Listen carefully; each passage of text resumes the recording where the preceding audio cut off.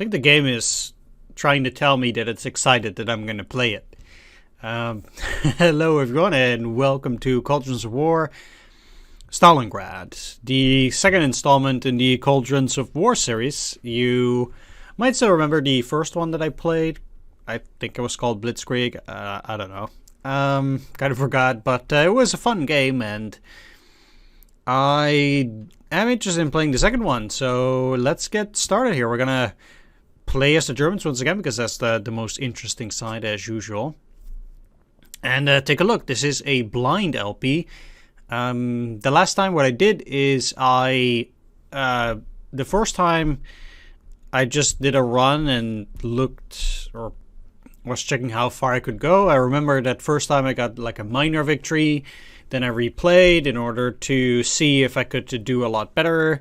And then, I guess got there. So the first time I did not capture Moscow. Second time, or second LP I did. So, that was interesting. I'll probably follow something similar here where I'll be doing my first LP. I'll probably fail in some sort of way. And then I'll be looking at continuing or proceeding. Well, at the very least, there's this long campaign. Now, I do know that the designer, I believe he's by himself. He is French, which, but I could be wrong. Anyway, I think he's French. You might find some stuff in here, which I think this is like a long campaign. I don't know. I think it might be French, but that's why some of that stuff might be in there. Yeah, so we'll select the normal difficulty level, which is hard enough. If you guys remember how difficult it was last time to capture Moscow, was even on normal difficulty. I'm not going to try and do it on anything different. I don't know what designer's note is. Green buttons for historical choices. Yeah, sure. Show next operations on hover. Okay. Let's also display the designer's note. Why not? So I guess we'll be doing the Blau scenario first, and then if I can get at least 8 victory points on this one, I might do another long campaign, and then, show off everything. Can I already select that at least? No. Okay. So we also have the early stages, Kharkov, Kerch, Edelweiss, Uranus, and Wintergewitter. So yeah, let's just go here. June 28th, 1942, Blau. In 1941 was a trying year for the Wehrmacht. Not only is the USSR still standing, but the Red Army has counterattacked harshly throughout the winter. Greatly diminished German forces are preparing to revive on the assault. There can no longer be any question of attack on all fronts like last year. So a plan has been developed to destroy as many enemy forces as possible while seizing the oil wealth of the Caucasus. In order to constitute a sufficient force for this operation, significant means were taken from the center and north of the front. Our main offensive in the south itself will not be ready until June. Until then, cleanup operations will be carried out in the Izium and Crimean areas. One last campaign before victory. We'll have the victory objectives here. You gain victory points as follows. Conquest of the Caucasus, 10 points. Baku 5, Batumi 3, Grozny and Maikop 1 point each. The enemy will certainly try to destroy his oil installations. The speed is therefore the key to this operation. Control of the Caucasus will put the Black Sea Fleet out of action and will surely have an influence on Turkey. Cutting the Don, Volga Isthmus, 1 point. When the enemy will have its back to the empty steppe, what country will he have left to defend? Bleed dry the Red Army, 1 to 3 points. In this war of attrition, the enemy is undoubtedly in very bad shape. He will not bear the same losses as last year. For any operation completed by the Red Army, minus 2 points. The Führer hates losing ground. Other objectives may appear during the game. You will need at least 6 points to achieve victory. Designer note, nobody talks about Stalingrad yet. Hold on. You lose victory points as follows. So I guess this is the other army groups or other theaters. Loss of Kharkov, minus 2 points. With the capture of Kharkov, the enemy would be in a position to push us back beyond the Dnieper and even hope to retake Kiev. Loss of the Rizhev salient, -2 points. This salient represents a pointed dagger on Moscow, and it is easily defensible. Do not leave it to the enemy. Loss of Smolensk, -3 points. Past the lock of Smolensk, the enemy could surge westwards on favorable ground. Raising of the siege of Leningrad, -3 points. Who knows how long the Finns will stay in the war if the Soviets liberate the Leningrad region. And Axis losses -0 to -3 points. The Wehrmacht has increasingly more difficulties to replace its casualties, and it will soon have to fight a war on 2 fronts. You lose your first victory point over 10 loss points. 8 points for an army, 2 points for a corps, 1 point for a division. Holding on will be easy. No. A fragile alliance. The ambition of our plan is such that we will not be able to do without our allies this year. Our setbacks this winter have left their mark, and we had to convince our allies that this crisis was temporary and without consequences, lying when necessary about the real state of the Wehrmacht. All of them are convinced that their participation in our anti-Bolshevik crusade will enable them to influence the post-war period. But signs of the fragility of the Axis as an alliance are multiplying. Some allies are openly in a wait-and-see attitude, and are even trying to establish contacts with Great Britain. Others are keen to keep large troops on their national territory. So much resentment with their neighbors who are also in Axis members are high. In the end, 600,000 Italians, Romanians, and Hungarians will fight alongside us. Last year, however, we learned that the military value of our allies is low. To have a chance against the Red Army, or in this case the Army Red, it's so poetic. To have a chance against the Army Red, these armies should receive German materiel, in particular anti-tank guns. But where to find all this equipment when the Wehrmacht itself lacks guns and tanks?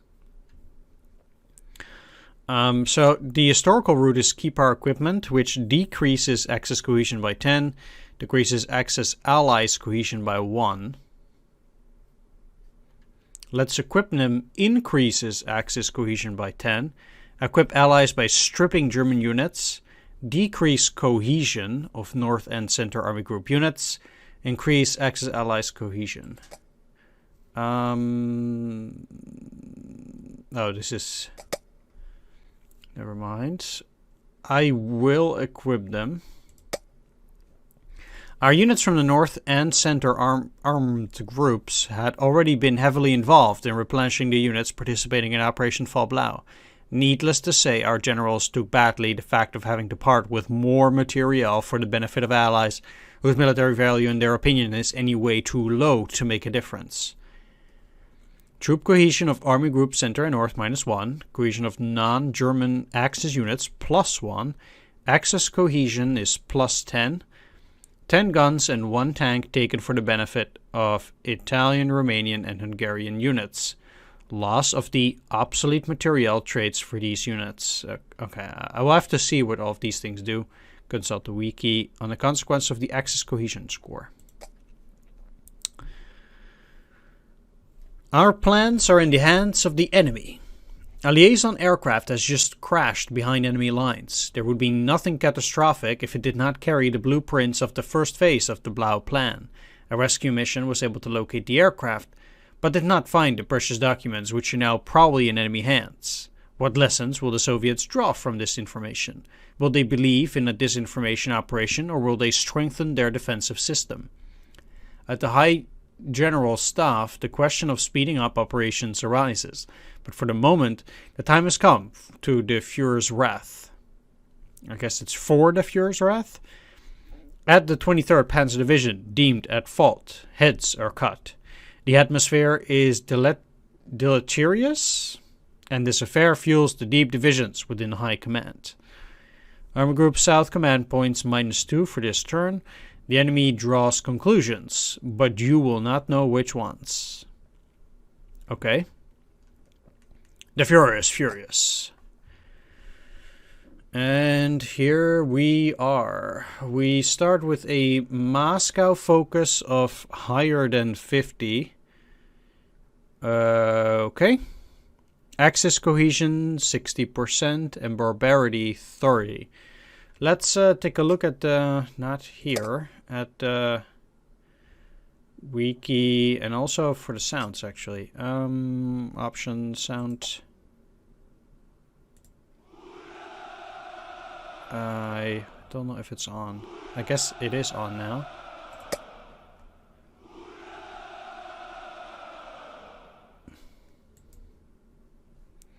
These are the current victory objectives. That's not what I'm looking for. I thought there was a wiki. Air superiority. It's mine down here.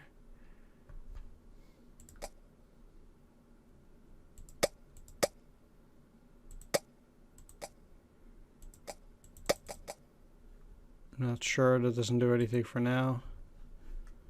Armor groups and what they're busy with.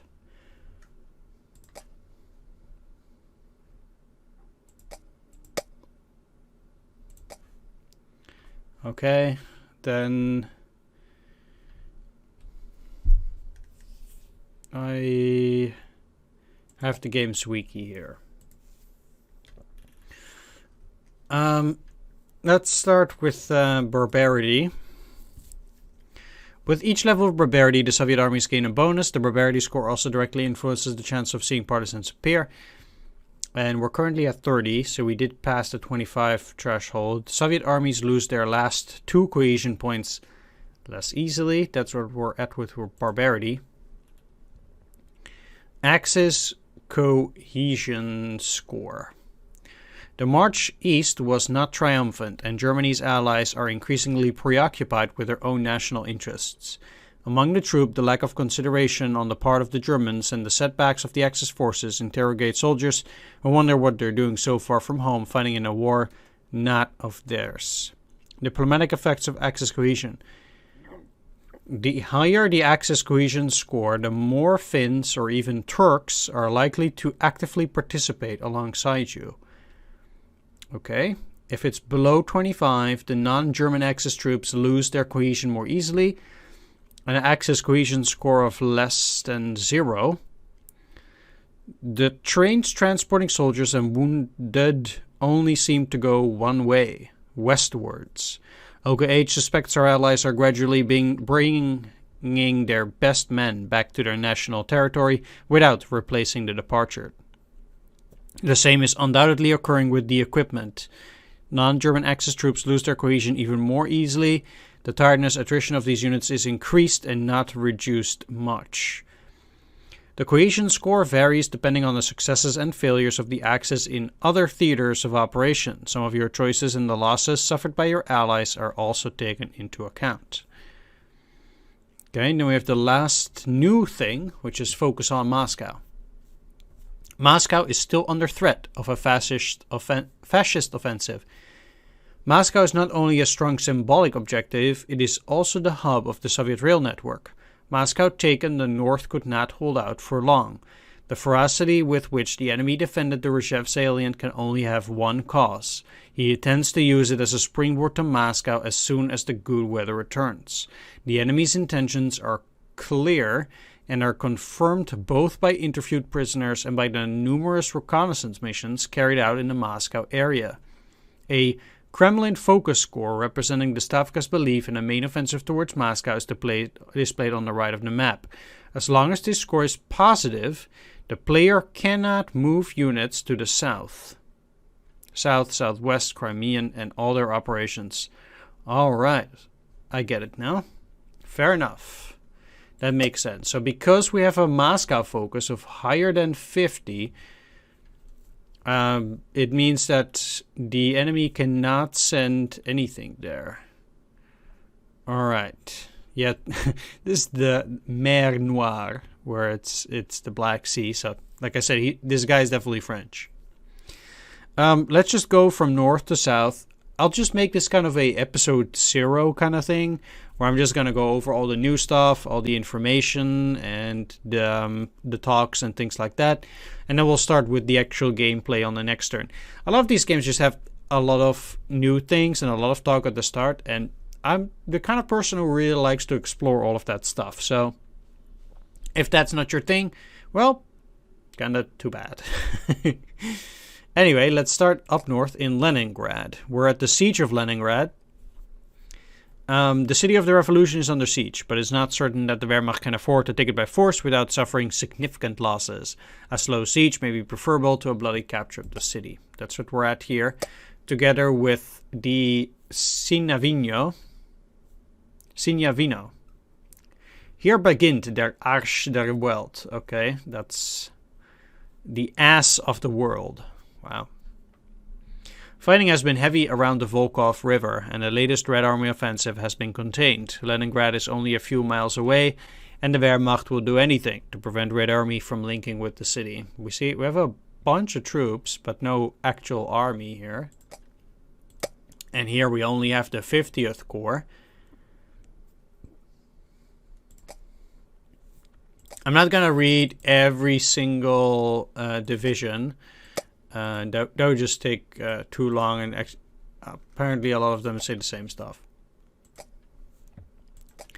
Yeah, so Demyansk. The Demyansk pocket has been pierced. There remains a salient, a thorn in the Soviet defensive system.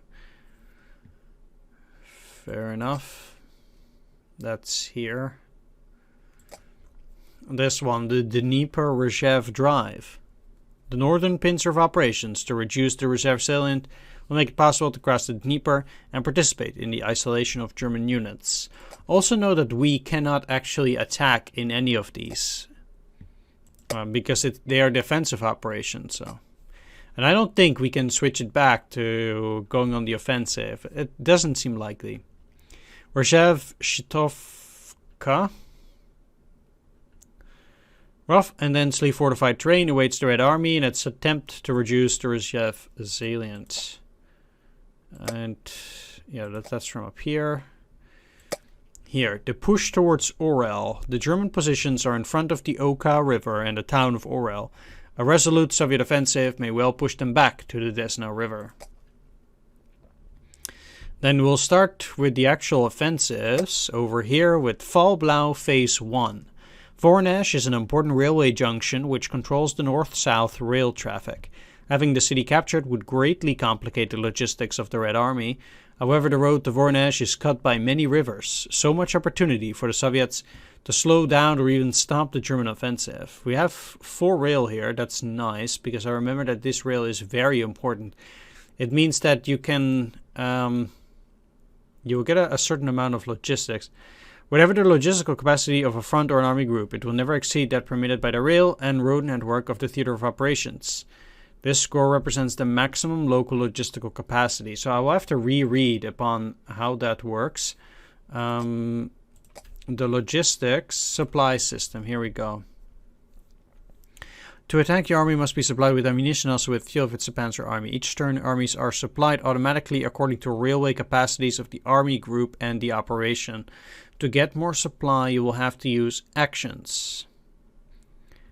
Spend your command points and mobilize your precious trucks. The maximum supply score is 2.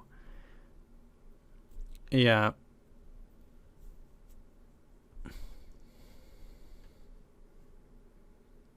Combat capacity of a unit with 0 ammo is greatly reduced.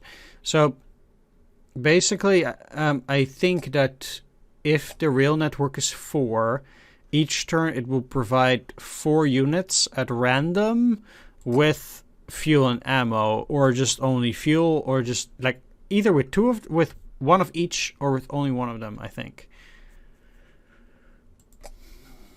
But yeah, that's the Blau Phase 1.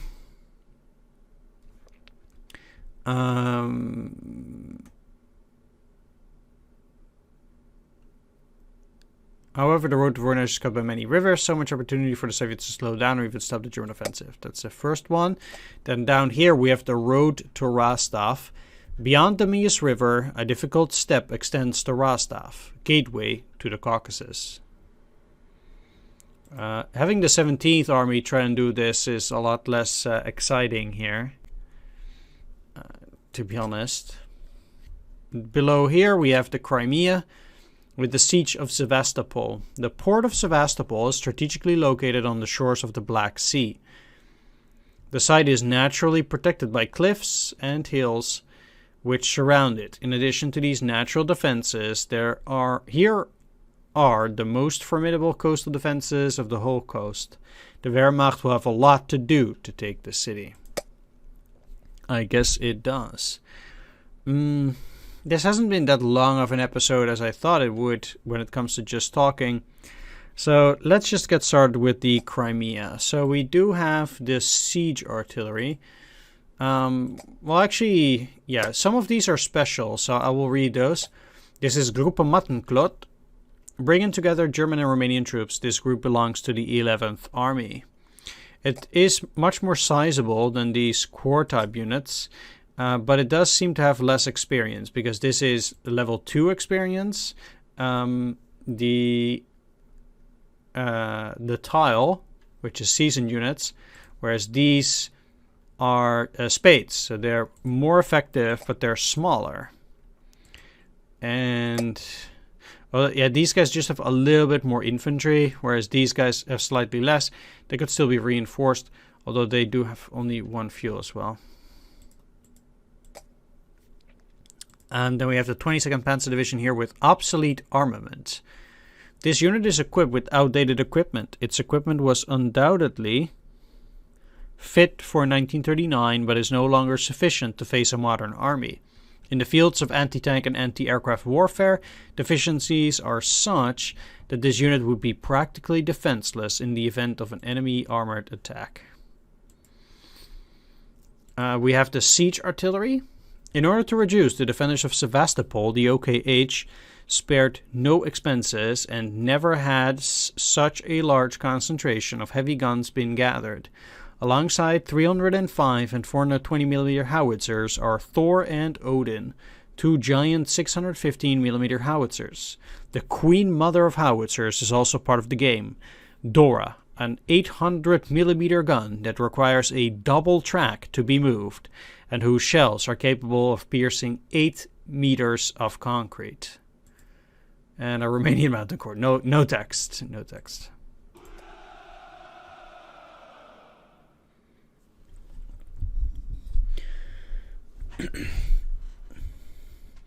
Alright, I'm back. There was a problem with the saving system, but it got fixed relatively quickly, so I was able to restart before the first episode. At any rate, I'm thus back at the beginning. I actually played the first turn, but then I figured out I couldn't save, and well, that means that I kind of lost that progress, so I'm back here with this earlier stuff. It did change this here. As for Stalingrad, it's not talked about and quite unimportant in the grand scheme of things for now. So this was changed. There was an update on the game, and now things are different. So I did say let's equip them. Alright, and Furious. Alright. So that's where we were, and now we're basically here at the start. There is no next operation there.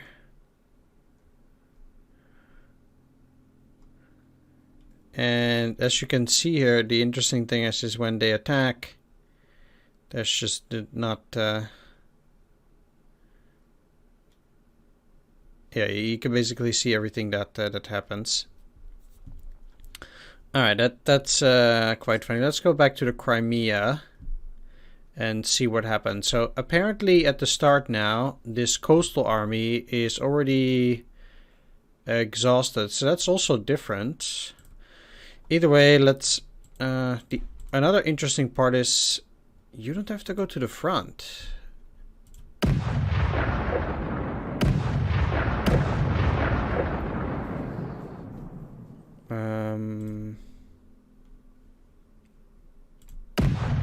Okay.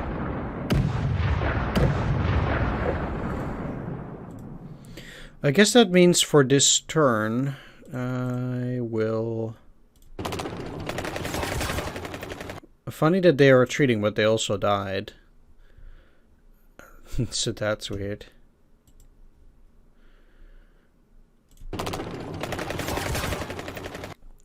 So if we now go back here to Crimea, they have nothing.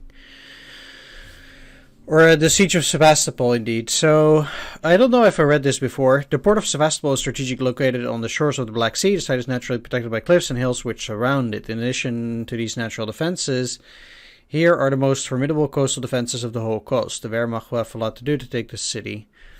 Well, we cleared most of these guys, but yeah, that's now dead. So... now we'll continue here, and it seems like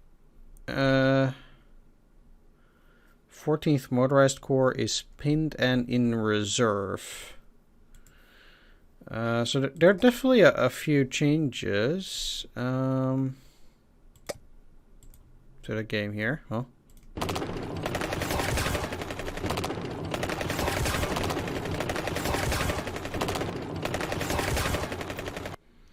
As before, I'm definitely using stretched lines, etc. for these again.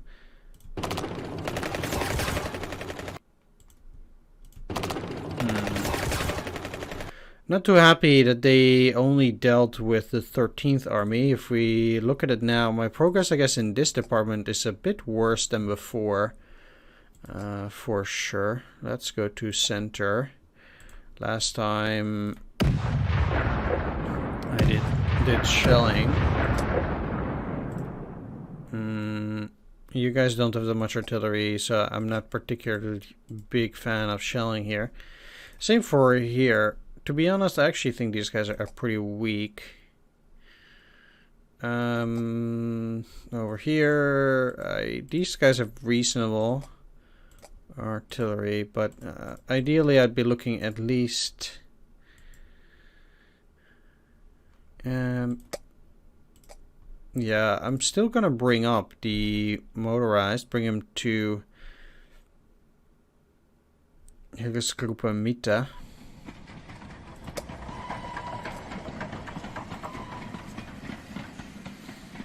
And then bring these guys. Let's refit them for now, so they gain some more ammunition. And then we'll send them over to the front next time.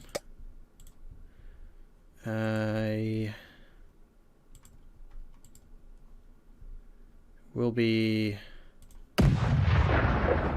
shelling. Okay, that was not super amazing. Let's go to the next turn. So, not a whole lot happened here. I'll just be progressing. At this rate, so of course, Sevastopol has finally fallen. So we got that this turn. That still means that we get to do a few things here. Well, let's refit first. I'm not so sure where these guys are going to go now, if I'm honest, at Crimea. So they have still a Crimea HQ. I'm not sure whether they're going to go towards Kerch or not. But for the moment, it's probably best just refit my units while I can. And there's practically nothing else I can do but to get units into Hilgesgruppe Süd.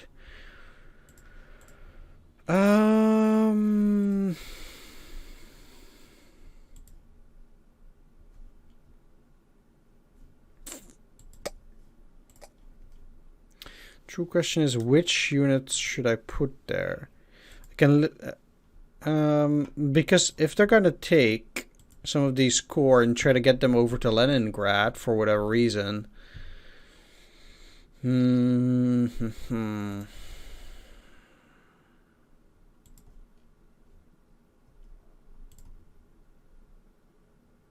It's just in 22nd Panzer Division. Let me check one thing for the sound, though.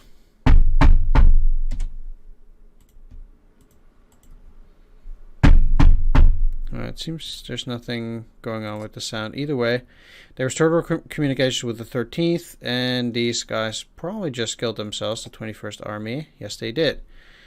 Okay, so we are at 90% down here, and this guy retreated, these guys retreated, and that means that, yeah, there's not a whole lot we can do with them. The problem is, there's like the 17th Army. I don't want to spend my points on these armies, that's kind of the problem. Let's start over here. So, both these guys have stretched lines and exposed flanks. But okay, the objectives have been reached. This part of the operation is now over. We only have the 38th Army over here. So we have the 2nd Army here now, and we currently don't have anything going on with Voronezh, interestingly enough. Let's choose breakthrough at least, and I want to assault with the 6th Army. Didn't take them out. There we go, that did.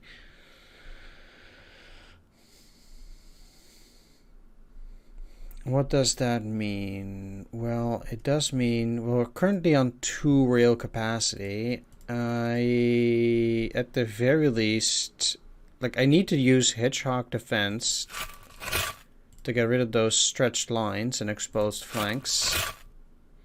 They don't have it yet. They need supplies, which they cannot get by truck currently. Either way, we're at 2. Let's choose breakthrough here first. And we also still have to choose a breakthrough here. So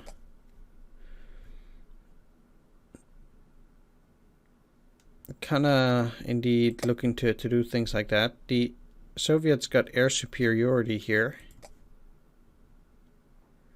and I cannot do air superiority myself, so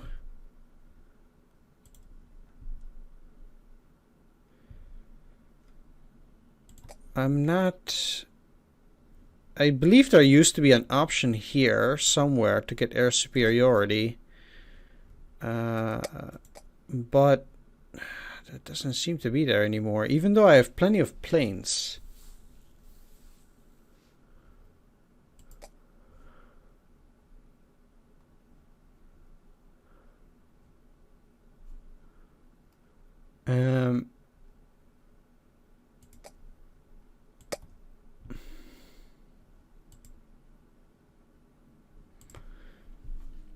So I just find that a bit strange.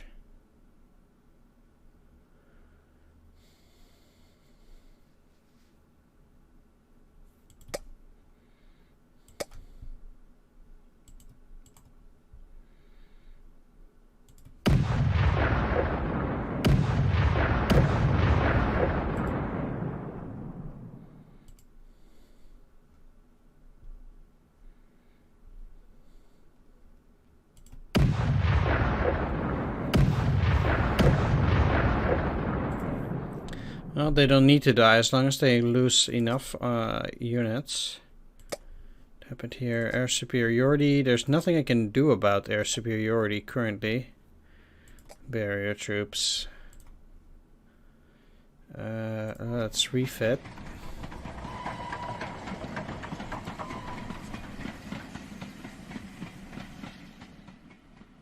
And I can't refit again. Maybe there's some other units I can refit. Like these. It also allows them to regain cohesion, which I think is not bad.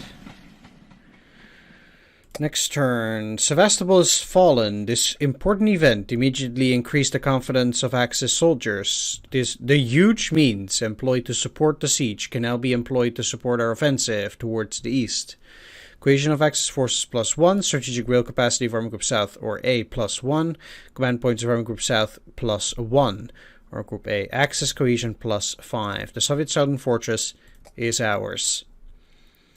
Where to send the 11th? The mission of the 11th Army was to take the Crimea. Now that Sevastopol has fallen, its job is done. The 11th Army can now join our operations towards Mias, Rastaf, and then the Caucasus. But at the High Command, alternative ideas are bursting. Yodel, returning from a trip to Finland, thinks that it's possible to reactivate operations around Leningrad in order to re-involve our floundering Finnish ally. In addition, these units have been seasoned to urban combat in Sevastopol, which will be very useful in Leningrad. Another option would be to prepare for Operation Blucher, a landing on the Taman Peninsula which would allow the 11th Army to take the Maikop oil fields. If part of the troops were sent to Leningrad, a small-scale Blucher plan could be maintained with the remaining units. This option will require significant air cover to protect our troops during transport. Hitler himself seems to hesitate between these different options. Alright, so I can send part of it to Leningrad, which is historical. Gives plus 10 Axis cohesion. 11th is split into divisions, of which 4 are sent to Leningrad. I didn't have an 11th Army anyway. Crimean Air Force passes to Army Group A and South. Strategic objectives in the north are activated. Strategic objectives in the north. Prepare for Operation Blucher. The Great Blucher Plan is being studied. It will be activated within 3 weeks. Or send it to GA South. I'm curious what strategic objectives in the north are activated means. Like, would they want me to take Leningrad at that point?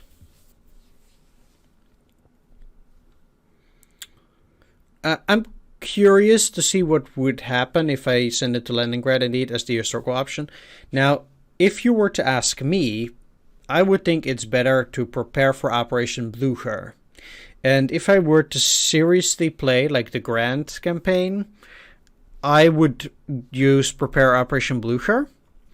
But since we're playing the smaller campaign, and I'm just curious to see what strategic objectives in the north are activated means, I'm going to send part of it to Leningrad.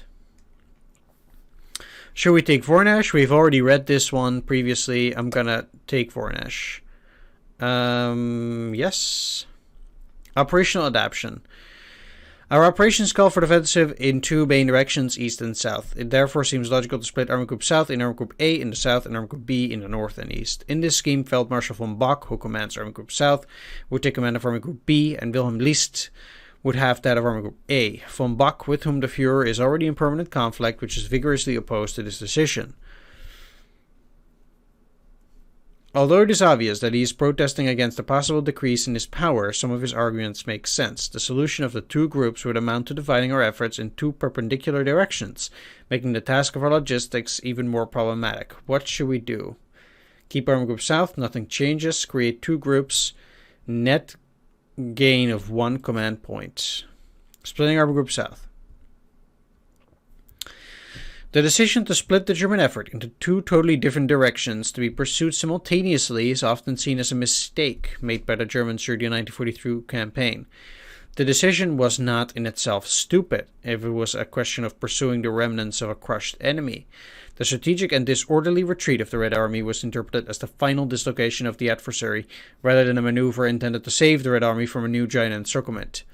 If you've chosen to keep Army Group South united, you can try to carry out the original plan by pushing towards Stalingrad before conquering the Caucasus as a second step.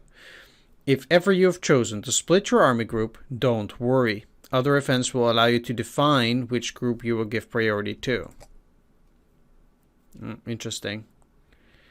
Delegating the GA management to the AI. The game has the possibility of entrusting an army group to artificial intelligence. Do not deprive yourself of this possibility. In fact, I even recommend it for Army Group Center. The fights there are often fierce, but with little progress.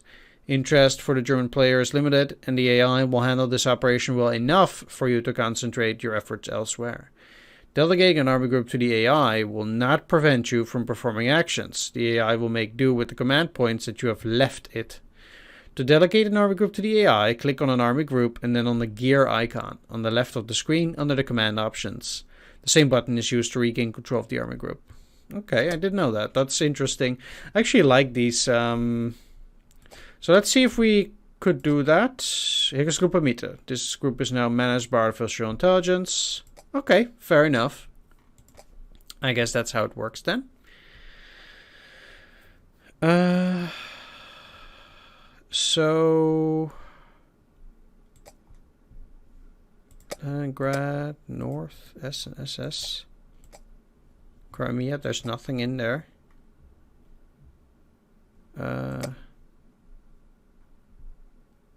Army Group A has a lot less now. First Mountain Division, no. And B. Hey. Oh, that's the reserve units. Yep. Oops.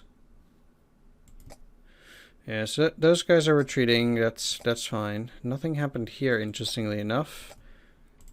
At Voronezh, I guess I can just take it. How are you? Let's refit. Breakthrough. Progress.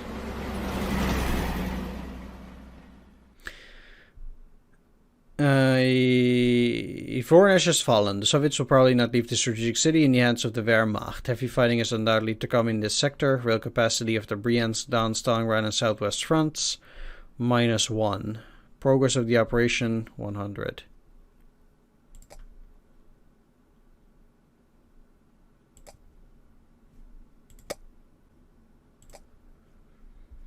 Yeah, so what I want to do here is I want to send the 14th motorized to Liberation of Voronezh. You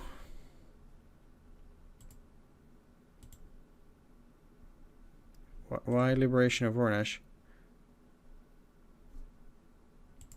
Why would I progress? Either way, these guys will have to go to a race along the Don.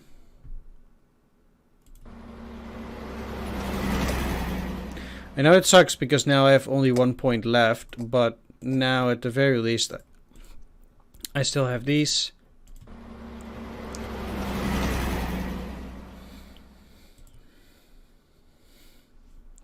And I can progress a little bit.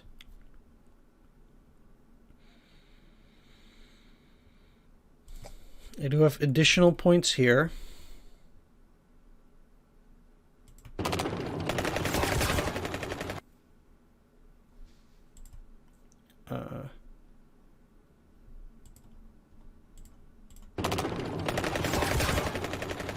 That did not go particularly well.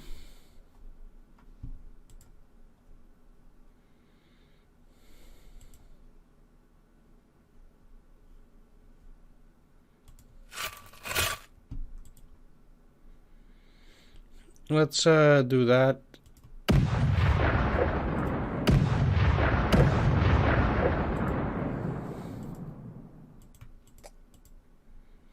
Problem is that these guys are retreating, which makes it very difficult to actually attack them, I think.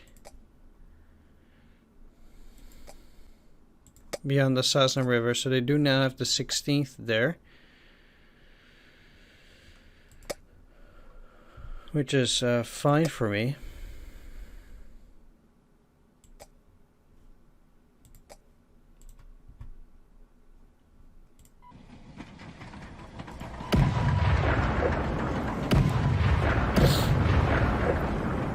I'll just keep harassing the enemy by shelling for the moment. Up there. Reserve that army, that's fine. 4 and 3. And how much do you have? 4 and 3.